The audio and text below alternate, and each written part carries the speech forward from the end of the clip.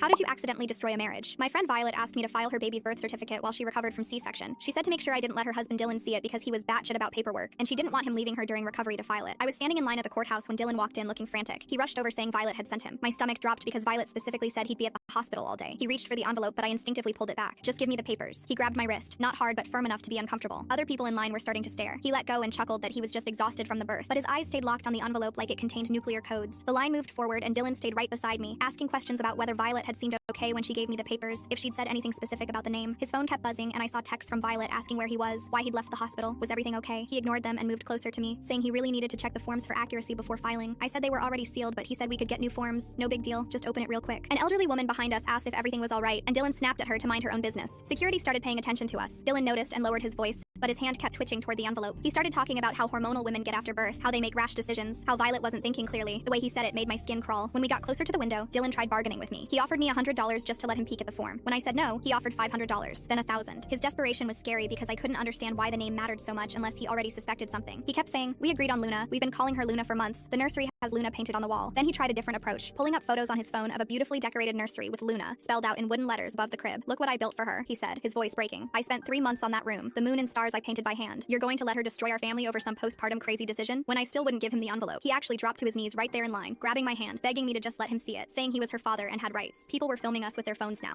At the window, Dylan tried to step in front of me, but I was already handing the envelope to the clerk. Dylan was saying something about being the father, needing to verify information, but the clerk had already opened it and was reading. Baby girl, born yesterday, mother Violet Torres, father Dylan Torres, she read, then paused at the name line. Her eyebrows went up slightly. Dylan leaned over the counter trying to see. What's her name? We agreed on Luna. Luna Marie Torres. But the clerk was frowning, looking between the paper and Dylan. I could see Violet had filled it out in her distinct handwriting, the purple ink she always used. Dylan was getting agitated, his voice rising, demanding to know what his daughter's name was. Other people were backing away from us. The clerk asked Dylan to confirm he was the father, and he pulled out his ID, his hands shaking now. She looked at it, then at the paper again, then at me with this expression like she'd seen this drama before. Ma'am, did the mother fill this out herself? I nodded. Dylan was practically climbing over the counter now trying to see the paper. Security was starting to move toward us, hands on their radios. Just tell me what name she wrote, Dylan pleaded, and there was something desperate in his voice that made me realize Violet hadn't just been worried about him wanting to do paperwork. She'd been hiding something specific. The clerk looked at me like she was asking permission, and I didn't know what to do, so I just shrugged. She turned the paper toward Dylan so he could read it, and I watched his face go from red to white to red again. His whole body went rigid. He stood there staring at the paper for what felt like forever, not moving, not even breathing. Then he made this sound like an animal in pain. The security guard stepped closer. Dylan's hands clenched into fists, and he turned to look at me with pure rage in his eyes. Levi, he said, his voice deadly quiet. She named our daughter Levi. He turned to me slowly. That's her ex-boyfriend's name, the one who died last year. The one she told me meant nothing to her. His fist went through the wall beside my head as he screamed, she's still in love with him. Full story on the channel below.